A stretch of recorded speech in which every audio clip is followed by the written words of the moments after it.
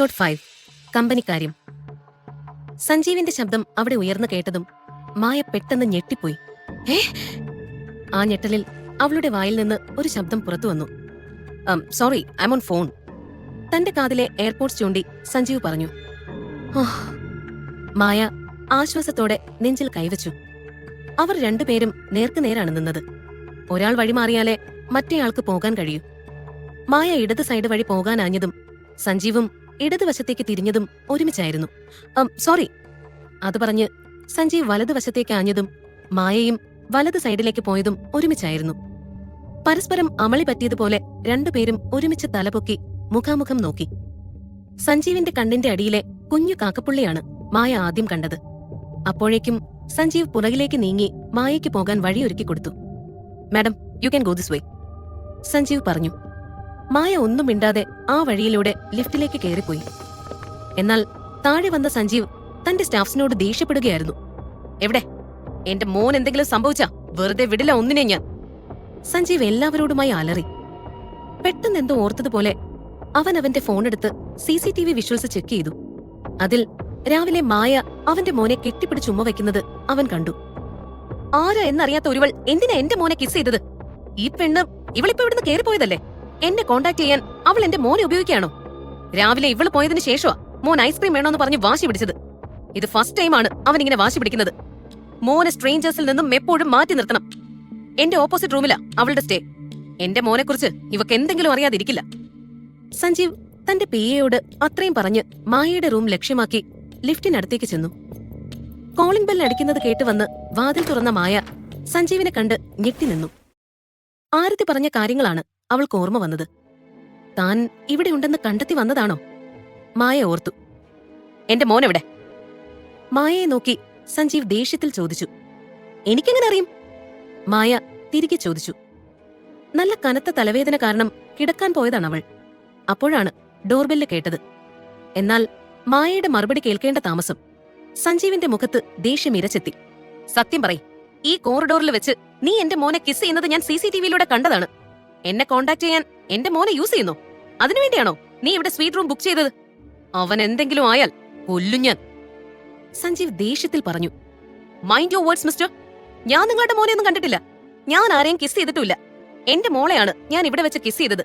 നിങ്ങൾ ആരാണെന്ന് പോലും എനിക്കറിയില്ല. കുട്ടിയെ കാണാനില്ലെങ്കിൽ പോലീസിൽ പോയി കംപ്ലൈന്റ് കൊടുക്ക്, മായയും തിരികെ ദേഷ്യത്തിൽ പറഞ്ഞു. അതിന് മറുപടിയായി സഞ്ജീവ് എന്തോ പറയാനാഞ്ഞതും പെട്ടെന്നൊരു ഹോട്ടൽ സ്റ്റാഫ് അങ്ങോട്ട് ഓടി വന്നു. സർ, മോനെ കിട്ടി. ഓടി വന്ന കിതപ്പടക്കിക്കൊണ്ട് അയാൾ പറഞ്ഞു. എവിടെ? അതും ചോദിച്ച് സഞ്ജീവ് അയാൾ വന്ന വഴിയെ ഓടി. ഹോട്ടലിലെ ഏറ്റവും മുകൾ നിലയിലെ കോർണറിലുള്ള ഗ്ലാസ് വിൻഡോയുടെ അടുത്ത് കിടന്നുറങ്ങുകയായിരുന്നു അഭി. അവിടെ നിന്നാൽ പുറത്തെ ഗാർഡൻ കാണാം, റോഡ് കാണാം. ആ കാഴ്ചകൾ കണ്ടുനിന്ന് അങ്ങനെ അവിടെ ഉറങ്ങിപ്പോയതാണ് കക്ഷി. അവിടെയാണെങ്കിൽ CCTV ഇല്ല. അവിടെ സ്റ്റാഫ്സ് ആരും പോകാറുമില്ല. സഞ്ജീവിന് മാത്രം അറിയുന്നൊരു പോർഷനാണിത്. അവരുടെ അതേ ഫ്ലോറിലായിരുന്നു ആ കോർണർ. മോൻ എങ്ങനെ അവിടെ പോയെന്ന് സഞ്ജീവ് ചിന്തിച്ചു. അപ്പോഴേക്കും എല്ലാവരുടെയും ബഹളം കേട്ട് അഭി എഴുന്നേറ്റിരുന്നു. ഇവിടെ എന്തിനാ അഭി നീ വന്നത്? സഞ്ജീവ് മോനെ പിടിച്ചു നിർത്തി ദേഷ്യത്തിൽ ചോദിച്ചു. അതെന്തിനാ അച്ഛൻ അറിയുന്നേ? ഞാൻ എനിക്ക് ഇഷ്ടമുള്ളിടത്തേക്ക് പോവും, മോനും അതേ ദേഷ്യത്തിൽ തിരികെ പറഞ്ഞു. നിനക്ക് അനുസരണക്കേടും തർക്കുത്തരവും ഇത്തിരി കൂടുന്നുണ്ട് അഭി, സഞ്ജീവ് മോനെ കൂർപ്പിച്ചു നോക്കി പറഞ്ഞതും അഭിയുടെ കണ്ണ് നിറഞ്ഞു വന്നു. എനിക്ക് റൂമിൽ ഒറ്റയ്ക്കിരുന്ന് ബോറടിച്ച അച്ഛാ, അതാ ഇവിടെയൊക്കെ ചുറ്റി കാണാന്ന് കരുതി വന്നത്, അഭി മെല്ലെ പറഞ്ഞു. അത് കേട്ടതും സഞ്ജീവ് മോനെ ഇറുക്കി കെട്ടിപ്പിടിച്ചു. മോന്റെ കണ്ണ് നിറഞ്ഞതും അവന്റെയും കണ്ണ് നിറഞ്ഞു വന്നു. മോനെ കാണാതായെന്ന് അറിഞ്ഞപ്പോ തൊട്ട് ടെൻഷനായതാണവന്. എനിക്ക് ഒന്നുമില്ല അച്ഛാ, ഞാൻ ഓക്കെ ആണ്. വെറുതെ എത്ര നേരം ഞാൻ ഒറ്റയ്ക്കിരിക്കും? അച്ഛനാണെങ്കിൽ ജോലിയെന്ന് പറഞ്ഞ് ബിസി, അതാ ഞാൻ റൂമിന് പുറത്തിറങ്ങിയത്, അഭി പറഞ്ഞു. സഞ്ജീവ് തന്റെ കണ്ണീരടക്കി മോനെ എടുത്തു തിരിഞ്ഞു. തന്റെ പുറകിൽ നിൽക്കുന്ന സ്റ്റാഫ്സിനെ കണ്ടതും അവന്റെ ദേഷ്യം അവരുടെ മേൽ ഇറക്കി വെച്ചു. നിങ്ങളെയൊക്കെ എന്തിനാ ഇവിടെ ജോലിക്ക് നിർത്തിയത്?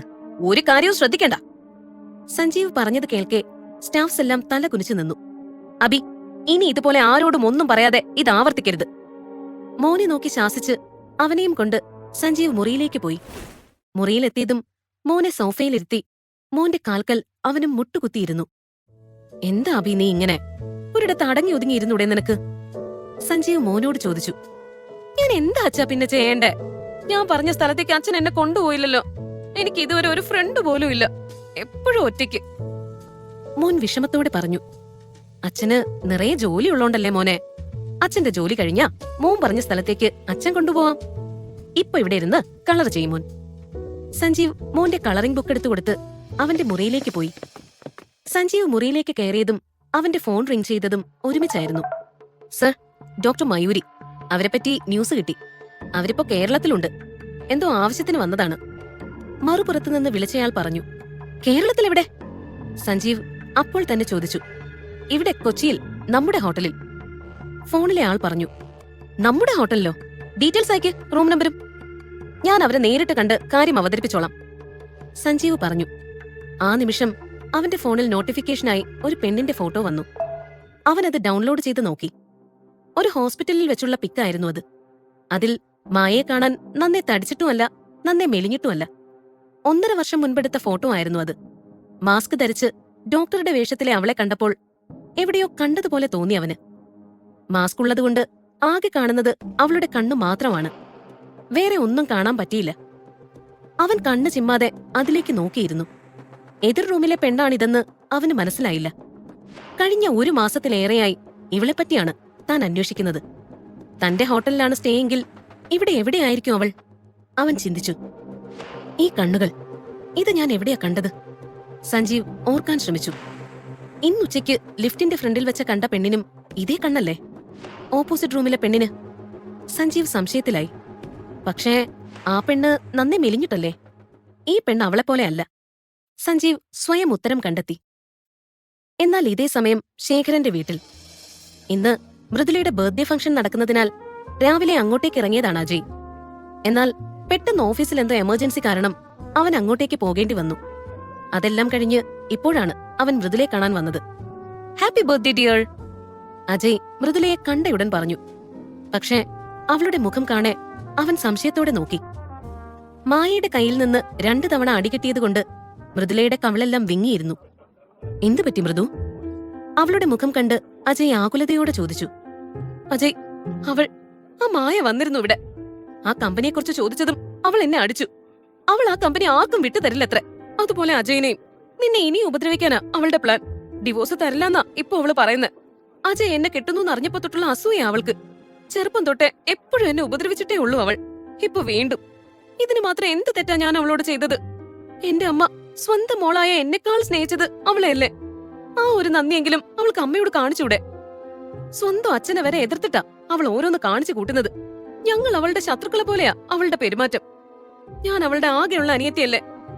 മൃദുല കരച്ചിൽ അഭിനയിച്ച് അജയന്റെ ഉള്ളിൽ മായയെക്കുറിച്ച് ഇല്ലാത്തത് പറഞ്ഞ് വിഷം കുത്തിവെച്ചു. ഇതെല്ലാം കേൾക്കെ അജയ്ക്ക് മായയോടുള്ള ദേഷ്യം കൂടി. അപ്പോ ആ തടിച്ചി ഇന്നലെ ഇവിടെ വന്നല്ലേ? ഞാൻ എത്ര നേരം അവിടെ കാത്തു നിന്നറിയോ? അവൾ എന്നെ കണ്ടിട്ട് ഞാൻ അറിയാതെ ഒളിച്ചു പോയിട്ടുണ്ടാവും. അവളുടെ പേരെഴുതിയ ബോർഡും വെച്ച് അവിടെയെല്ലാം ചുറ്റിത്തിരിഞ്ഞ ഞാൻ മണ്ടനായില്ലേ? അജയും അവന്റെ ഉള്ളിലെ മായയോടുള്ള അനിഷ്ടം പുറത്തു കൊണ്ടുവന്നു. അവൾ അങ്ങനെയാ അജയ്. ഇനി എന്താ നമ്മുടെ പ്ലാൻ? ഡിവോഴ്സും കമ്പനിയും അവള് തരില്ലാന്ന് പറഞ്ഞു. അതിനെക്കുറിച്ച് എന്റെയും? മൃദുല സംശയത്തോടെ ചോദിച്ചു. ഡിവോഴ്സ്, അതിനാദ്യം മുൻതൂക്കം കൊടുക്കണം. അവളുടെ സൈൻ കിട്ടിയാ എത്രയും പെട്ടെന്ന് ഡിവോഴ്സ് കിട്ടും. ഇല്ലെങ്കിൽ പിന്നെ നമ്മൾ കേസിന് പോയി കിട്ടാൻ സമയമെടുക്കും. അവളും ഇത്രയും കാലം ഡിവോഴ്സ് വേണോന്ന് പറഞ്ഞിട്ട് ഇപ്പൊ കാലം അറിയോ? അജയ് വിശ്വാസം വരാതെ ചോദിച്ചു. ഞാൻ പറഞ്ഞില്ലേ അജയ്, അവക്ക് എന്നോട് അസൂയാണ്. എനിക്ക് നല്ലത് സംഭവിക്കുന്നത് അവൾക്ക് ഇഷ്ടമല്ല. അതാ അവളിങ്ങനെ. ഇന്ന് അച്ഛനും അമ്മയും അവളുടെ കാല് പിടിച്ച് ചോദിച്ചതാ കമ്പനി തരാൻ. യാതൊരു ദയവും ഇല്ലാതെ അച്ഛന്റെ അമ്മയുടെയും പ്രായത്തെ പോലും മാനിക്കാതെ അവരെ അപമാനിച്ചിട്ടാ അവൾ ഇവിടുന്ന് പോയത്. മൃദുല എരിതീയിൽ എണ്ണ ഒഴിക്കും പോലെ പറഞ്ഞു. പക്ഷേ ആ കമ്പനി കിട്ടാതെ ഒന്നും നടക്കില്ല മൃദു. ആ കമ്പനിയും അതിരിക്കുന്ന സ്ഥലവും നിന്റെ പേരിലായാലേ മുത്തശ്ശൻ നമ്മുടെ കല്യാണത്തിന് സമ്മതിക്കുള്ളൂ. മുത്തശ്ശനെ എതിർത്ത് ഒന്നും നടക്കില്ല. മാത്രവുമല്ല, നിങ്ങളുടെ ഫാമിലി കാരണം ഞങ്ങൾക്ക് അപമാനം മാത്രമേ ഉണ്ടായിട്ടുള്ളൂ. ആ അപമാനത്തിന് കോമ്പൻസേഷൻ ആയിട്ടാ ഈ കമ്പനിയും സ്ഥലവും ഞങ്ങൾ ചോദിച്ചത്, അജയ് പറഞ്ഞു. അജയ്, നീ ടെൻഷൻ ആവാതെ. എങ്ങനെയെങ്കിലും അവളുടെ കാല് പിടിച്ച് ഞാൻ വാങ്ങിത്തരാം ആ കമ്പനി നിങ്ങൾക്ക്. ഞങ്ങൾ കാരണം നിങ്ങൾക്കും വീട്ടുകാർക്കും ഒരുപാട് ബുദ്ധിമുട്ടുണ്ടായിട്ടുണ്ട്. എനിക്കറിയാം. എന്നാലാവും വിധം അതെല്ലാം പരിഹരിക്കാൻ ഞാൻ ശ്രമിക്കാം. എനിക്ക് കുറച്ചു സമയം തരൂ, മൃദുല അവനോട് കെഞ്ചി പറഞ്ഞു. ഇനി ഞാൻ സംസാരിച്ചു നോക്കണോ അവളോട്? ഒരുപക്ഷെ ഇനി ഞാൻ പറഞ്ഞാ അവള് കേട്ടാലോ? അജയ് ചോദിച്ച ആ ചോദ്യം മൃദുലയിൽ ഒരു ഞെട്ടലുളവാക്കി. അജയ് മായയെ വെറുക്കാനുള്ള പ്രധാന കാരണം അവളുടെ തടിയാണ്. എന്നാൽ പണ്ടത്തെ പോലെ അല്ല മായ ഇപ്പോൾ. തടിയെല്ലാം കുറച്ച് മെലിഞ്ഞു സുന്ദരിയാണ്. ഈ അവസ്ഥയിൽ അവളെ കണ്ടാൽ അജയ് അവളെയെ സ്വീകരിക്കുള്ളൂ. അവൾ ആരുടെയോ കുട്ടികളെ പ്രസവിച്ചതാണെന്നൊന്നും അവൻ നോക്കില്ല. മൃദുല ഓർത്തു. യാതൊരു കാരണവശാലും മായയും അജയും തമ്മിൽ കാണാൻ പാടില്ല. ഇവർക്കിടയിൽ എപ്പോഴും തന്റെ കണ്ണുവേണം. ആദ്യം ആ ഡിവോഴ്സ് പേപ്പറിൽ അവളുടെ സൈൻ. അത് വാങ്ങാൻ അജയിനെ പറഞ്ഞു വിടരുത്. താൻ പോവണം. അവൾ തീരുമാനമെടുത്തു. ഏയ് വേണ്ട അജയ്, ഇന്നലെ തന്നെ അവൾക്ക് വേണ്ടി എയർപോർട്ടിൽ പോയി ബുദ്ധിമുട്ടിയതല്ലേ. ഇനിയുള്ള കാര്യങ്ങളെല്ലാം ഞാൻ നോക്കിക്കോളാം. അവളെക്കൊണ്ട് എന്തൊക്കെ ആവശ്യങ്ങൾ ഇനിയുണ്ടോ അതെല്ലാം ഞാൻ തന്നെ പോയി ശരിയാക്കിയിട്ട് വരാം. വെറുതെ അജയുടെ സമയം കളയണ്ട. ഇനിയും അവളെ കണ്ട് അപമാനപ്പെടണ്ട. അവൾ അതും പറഞ്ഞ് അജയിനെ കെട്ടിപ്പിടിച്ചു. I love you Ajay, I love you so much. Mridula അവന്റെ മുഖം കൈകളിൽ എടുത്തുകൊണ്ട് പറഞ്ഞു. ഇന്ന് ബർത്ത്ഡേ പ്രമാണിച്ച് അവൾ ഡ്രിങ്ക്സ് കഴിച്ചിട്ടുണ്ടായിരുന്നു. അതിന്റെ സ്മെല്ലേറ്റതും അവൻ മുഖം തിരിച്ചു. ആ സമയത്താണ് അജയിന്റെ PA വിനോദിന്റെ ഫോൺ വന്നത്. ഫോൺ വന്നതും അവർ രണ്ടുപേരും അകന്നു മാറി. സർ, ആ എയർപോർട്ടിൽ വെച്ച് കണ്ട പെണ്ണിന്റെ ഡീറ്റെയിൽസ് കിട്ടിയില്ല. പക്ഷേ അവള് തങ്ങുന്ന ഹോട്ടൽ കണ്ടെത്തി, വിനോദ് പറഞ്ഞു. മൃദുല കേൾക്കാതിരിക്കാനായി അല്പം മാറി നിന്നാണ് അജയ് ഫോണിൽ സംസാരിക്കുന്നത്. എന്താടാ, ഇത് കണ്ടുപിടിക്കാൻ നിനക്ക് ഇത്രയും സമയം വേണ്ടി വന്നോ? അവളെ ഫോളോ ചെയ്ത് ഇത് മാത്രമേ നീ കണ്ടെത്തിയുള്ളൂ? അജയ് പുച്ഛത്തോടെ ചോദിച്ചു. ആ പെണ്ണിനെ ഫോളോ ചെയ്തപ്പോ അവൾക്ക് പഴംപൊരിയും ഐസ്ക്രീമും ഇഷ്ടമാണെന്ന് കണ്ടെത്തി, വിനോദ് പറഞ്ഞു. കൊള്ളാം, നീ ചെയ്ത പണിയിലെ ഏറ്റവും നല്ല കാര്യം ഇതാ, വിനോദിനെ കളിയാക്കിക്കൊണ്ട് അജയ് പറഞ്ഞു. Thank you sir. അതും പറഞ്ഞ് വിനോദ് ഫോൺ വെച്ചു. തന്റെ കളിയാക്കൽ കൂടി മനസ്സിലാകാത്ത PAയുടെ മണ്ടത്തരം ഓർത്തപ്പോൾ അജയ്ക്ക് ഇറിറ്റേഷനായി. ഹുഫ്, എല്ലാം കൂടെ എന്റെ നെഞ്ചത്തോട്ടാണല്ലോ ഈശ്വര. അജയ് മേലോട്ട് നോക്കി പറഞ്ഞു. എന്തു പറ്റി അജയ്? അവൻ മേലെ നോക്കുന്നത് കണ്ട് മൃദുല ചോദിച്ചു. ഒന്നുമില്ല മൃദു, എനിക്കൊന്ന് ഓഫീസിൽ പോണം. ഒരു അർജന്റ് മീറ്റിംഗ് ഉണ്ട്, ബൈ. അതും പറഞ്ഞ് പുറത്തിറങ്ങി കാർ എടുക്കുമ്പോഴാണ് അജയ്ക്ക് മായയുടെ ഓർമ്മ വന്നത്. അവളെക്കുറിച്ച് ഓർക്കും തോറും അവന്റെ ഉള്ളിൽ വെറുപ്പ് നിറഞ്ഞു. അവളിപ്പോഴും തടിച്ചിയാണെന്നാണ് അവൻ കരുതിയത്. ഇതേ സമയം ഹോട്ടലിൽ വെച്ച് മായ ഇന്ന് ശേഖരൻ മൃദുലയ്ക്ക് വേണ്ടി അവളുടെ അമ്മയുടെ കമ്പനി ചോദിച്ചതിനെക്കുറിച്ച് ആലോചിക്കുകയായിരുന്നു. എന്നാലും ആ പൂട്ടിപ്പോയ കമ്പനി മൃദുലയ്ക്ക് കൊടുക്കണമെങ്കിൽ അവളെ കെട്ടാൻ പോകുന്ന അജയ്ക്ക് കൊടുക്കുന്നതിന് തുല്യമല്ലേ അത്?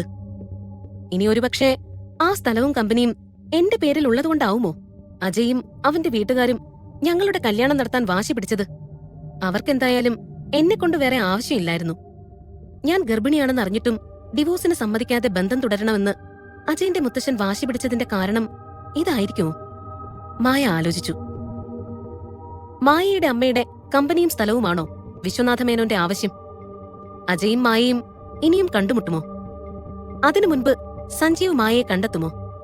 സഞ്ജീവ് എന്തിനാവും മായയെ അന്വേഷിക്കുന്നത്? അറിയുവാനായി കേൾക്കൂ ക്വീൻ.